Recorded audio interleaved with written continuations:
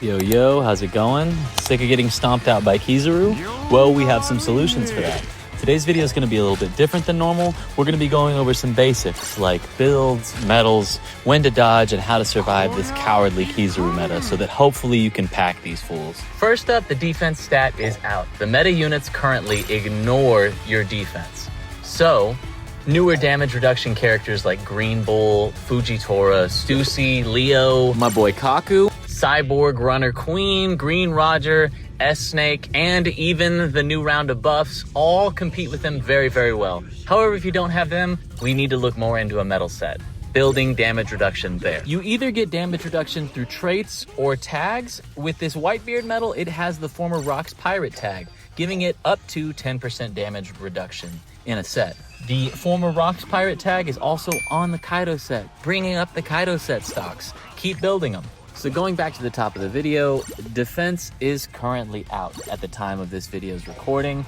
Most of the meta units right now ignore defense, so damage reduction is the way to go. This is currently one of the best metal sets you can run right now for damage reduction because of the Child and Roger X Roger Pirates tag, as well as the third Shanks metal trait. These are the damage reduction tags to look for in your metal sets. One is when you have less treasure secured, and one is when teammates aren't near you. They're conditional. You have to remember that when playing. Here are some standard defender damage reduction sets, as well as other options. Heart Pirates technically have a damage reduction tag. Kuja Pirates have a damage reduction tag. Cypher Pole 6 Powers, damage reduction tag. There's a whole lot of stuff that's available, especially if you've been playing in the last year and a half or so. Lots of new event medals have dropped, lots of new options. That is an outdated list from 2 years ago, I believe. So definitely go through and look at your stuff. Filter by damage reduction. That's all we're doing here. It's just a filter. I'm going to keep going through different medals with damage reduction traits. However, this is not a medal set video, just giving you guys options, showing you what to look for. If there's a lot of interest, we will definitely make a more detailed metal set video later down the line.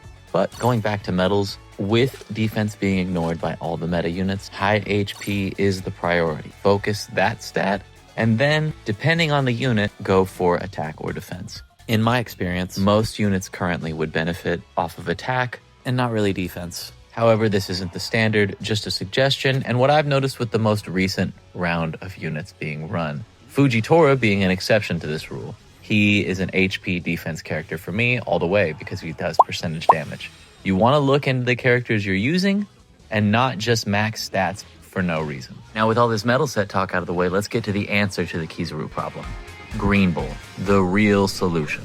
Here's the deal. These newest banners were designed to handle Kizaru. They're worth it. They're built-in damage reduction. Greenbull is literally made to stop Kizaru. His Woods area provides anti-heal. Groves of Wrath, anti-heal. I don't know if you know this, but anti-heal is the great equalizer in this game and can stop all of the worst units because most of the worst units heal off of damage reduction or off of damage inflicted. So with a character like Greenbull who provides nothing but anti-heal and has a kit built in to constantly give him his skills back for anti-heal, brother, you're going to be so set at that point. Now, a little pro tip, always be monitoring the enemy Kizaru, monitoring their dodges and movements. When they dodge onto your Woods area, if you dodge at the exact same time, you will perfect dodge their perfect dodge damage. Now that brings us to this beast of a skill. Yasakani Sacred Jewel is different. You're going to want to count to 2 before you dodge or suffer knockback/knockdown. 1, 2, dodge. 1, 2, dodge. 1, 2, early, and knockdown. Now, latency will be dependent, but you find it's a little over 2 seconds before you can perfect dodge the Yasakani Sacred Jewel. Now, with that one out of the way, it brings us to his skill 2, acceleration is power, or speed is weight. This one feels like it would be about the same time, but it is noticeably quicker with about a 1 second timer before the dodge is ready.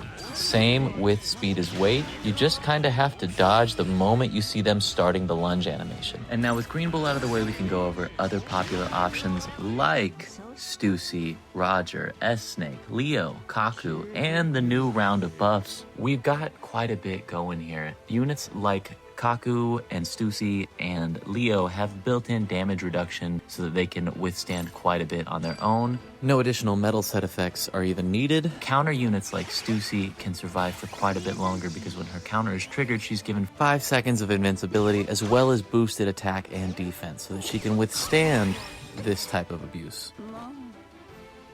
Now moving on to another perfectly viable character that people may not want to acknowledge anymore, Kuzan is still a solution. His skill 2 Ice Wall doubles offensive and defensive, setting up the Chili area for perfect opportunities where you or your teammates can set up kills like this. Kuzan is still a valuable asset, he's just not a brain-dead free win character anymore like Kizaru is. That's not to say your teammates won't suck though, Kuzan does have a terrible player base. Now this next one is not for the faint of heart. I know what you're thinking, but it's for pro players only. Why Niji? Well, the biggest thing to note is that his perfect dodge attacks are not considered a skill when fighting Kizaru. They're like V2 Fuji's meteors and considered melee damage. This disrupts Kizaru like crazy. Now pair this with the fact that most people aren't playing Defender properly or playing Defender at all, and you can disrupt all the way back to spawn, cap their A flag, and start going from there. Another thing to note is that most Kizaru aren't running good medals, and most Kizaru aren't good for anything but getting kills with their skill spam. So, disrupting them like this will definitely send them running. I did say most, not all.